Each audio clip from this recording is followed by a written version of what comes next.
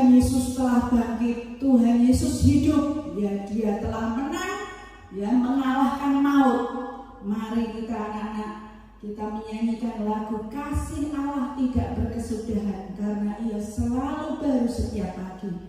Ayo anak-anak, kita mau menyanyikan dengan penuh semangat, dengan gembira, karena hari ini sudah menang.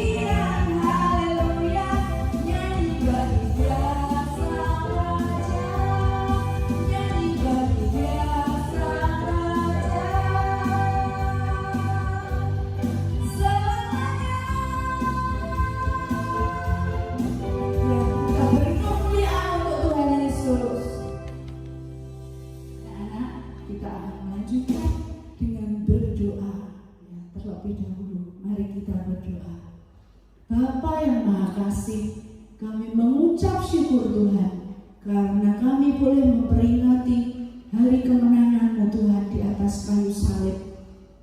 Setelah 2000 tahun yang lalu Tuhan, Engkau sudah menang Tuhan, mengalahkan musuh, yaitu iblis. Tuhan, biarlah kami semua boleh merasakan kasih yang tidak berkesudahan setiap pagi Tuhan. Dan kami boleh Tuhan untuk selalu berada di dalam genggaman tangan kasih-Mu Tuhan, di dalam naungan kasih sayap-Mu Tuhan. Terima kasih Tuhan, dan biarlah bilur-bilur Tuhan Yesus yang selalu menyembuhkan setiap kami yang sakit, dan juga Tuhan darah-Mu yang kudus Tuhan ada di dalam setiap hati kami Tuhan, menutup bungkus kami dengan kuasa darah-Mu. Terima kasih Bapa. Kami mau serahkan ibadah pagi ini Tuhan hanya di dalam satu nama, Tuhan Yesus Kristus yang penuh kasih dan kuasa. Kami berdoa dan bersyukur. Amin. Kita mau melanjutkan kembali dengan pujian waktu Tuhan. Kita akan memasuki firman Tuhan. Kita akan menyanyikan waktu-waktu Tuhan.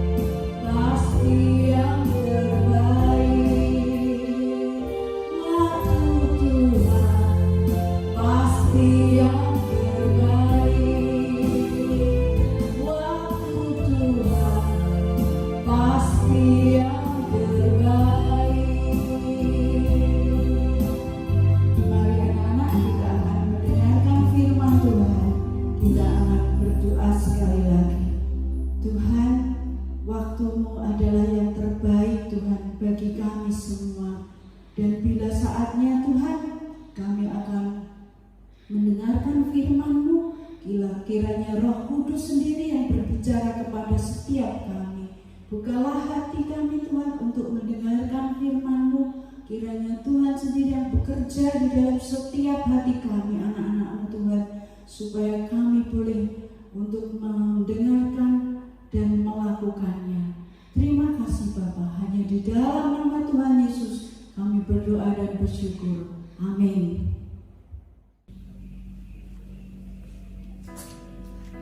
Shalom, selamat pagi anak-anak. Selamat bertemu kembali. Nah, hari ini kita berada di tempat ini, ya, kita merayakan apa, anak-anak? Betul, kita merayakan Paskah. Apa itu Paskah, anak-anak? Paskah adalah hari kebangkitan Tuhan Yesus. Ya. Nah, anak-anak, kita akan belajar ya dari kitab suci, ya. Apa itu Paskah, anak-anak ya? Kita buka dari Lukas 24 ayat 1 sampai 6a, ya. Kita mau baca bersama-sama ya. Lihat di LCD di sini ya. Mari kita baca bersama-sama. Ayat yang pertama. Tetapi pagi-pagi benar, pada hari pertama minggu itu, mereka pergi ke kubur membawa rempah-rempah yang telah disediakan mereka. Mereka mendapati batu sudah terguling dari kubur itu. Dan setelah masuk, mereka tidak menemukan mayat Tuhan Yesus.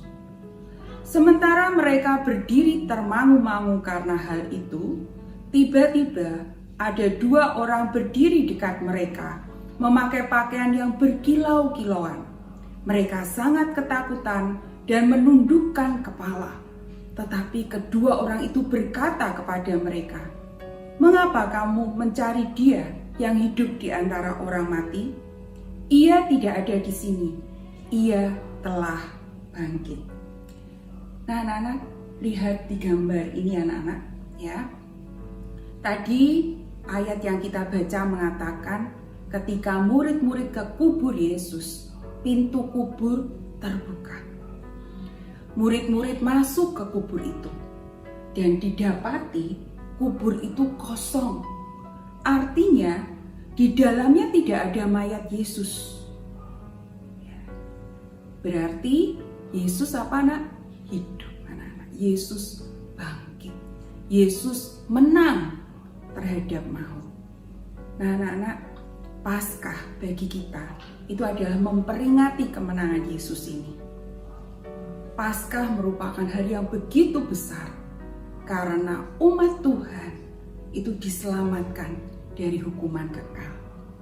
Anak-anak, pada hari Paskah ini Komisi Joyful Kids ya memberikan tema yaitu Love Never End ya. Artinya cinta tiada akhir. Anak-anak, lihat di gambar ini anak-anak. Yesus begitu mencintai manusia. Dia mau turun ke dunia untuk menebus dosa manusia. Sepanjang hidupnya di dunia ini, dia mengabdikan hidupnya untuk manusia, menolong, menghibur, ya anak-anak. Tetapi apa yang dilakukan manusia kepadanya? Gambar yang pertama, itu di mana Yesus di Taman Getsemani. Seorang muridnya mengkhianati dia. Siapa dia? Yudas Iskariot. Yudas Iskariot menjual Yesus. Anak-anak, hati Yesus pasti sangat sakit, anak-anak.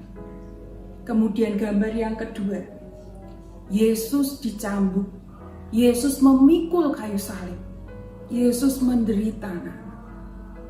Biarpun Yesus sudah melakukan hal yang begitu baik kepada manusia, tapi balasan manusia apa? Membuat Yesus menderita. Gambar selanjutnya, tangan, kaki, kepala, semuanya berdarah karena mendapat pukulan siksaan. Ya, bahkan paku yang begitu tajam itu menusuk tangan dan kaki.